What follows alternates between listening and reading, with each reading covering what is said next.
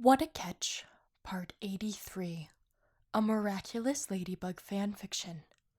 If you have not heard the previous 82 parts of this story, you can find a link to them in the description box below. Make sure you give this video a thumbs up and comment down below in support of more fanfiction. Nino sat up straight at the sound of his phone going off at 5 in the morning. Light was passing through the windows, slowly waking the city that never sleeps as he rubbed his eyes and looked at the caller ID. It was Alya. Hello? He was wide awake now, supported by the jet lag. Are you okay? What happened? When's the last time you talked to Adrian? His wife asked. When I was still back in Paris. Babe, what happened? We can't trust him. Nino froze, halfway between standing and sitting on the bed. Alya, what happened? He's akumatized, and I'm at the John F. Kennedy Airport.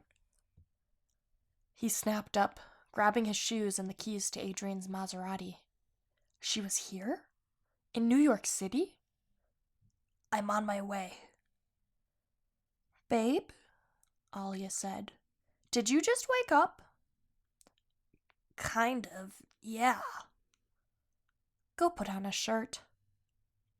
He looked down at himself, halfway out the door, and realized she was right. Whoops. Guess he married the right woman. He chuckled before saying goodbye, relieved that she could make him lighthearted in spite of bad news. Nino hit morning traffic on the way to the airport, making the trip a disappointing 3 hours for him to wonder how, when, and why Adrian Agreste was akumatized. He grabbed the Cat Noir ring for safe measure, knowing that, if he was still under the influence of Hawkmoth, the last thing his wife wanted was for it to fall into the villain's hands. Of course, with the ring in his pocket, he had the pleasure of Plag's company the entire time. Jeez, the Kwame groaned. You should have taken some on the way out the door. Nino, as gentle as he is, had no patience for him this morning. I messed up and grabbed queso fresco instead. So eat it. It's not the same. I'm not deterring an hour off route to find a deli that carries your specialty cheese. You're no fun. Not now, Plag. He felt his anxiety melt away once he saw Alya at the baggage claim. Customs was kind to her, and she tapped away at a game on her cell phone to pass the time. Nino didn't expect to see Lila, her literal rival, there as well. They certainly had a lot of catching up to do, despite only being apart for a day. Hello, love, he said, walking over to her. I'm glad you didn't travel alone.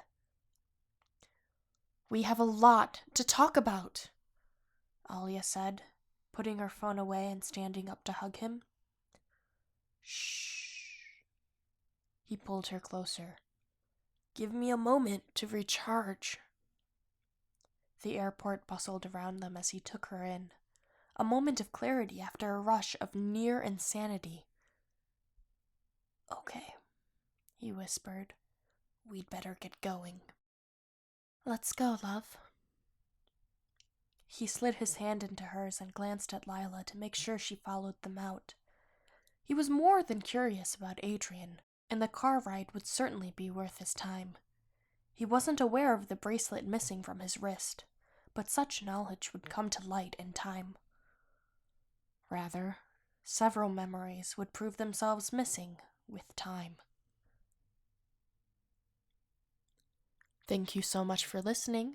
Part 84 will be available shortly. In the meantime, you can check out these other videos for more fanfiction. I'll catch you next time.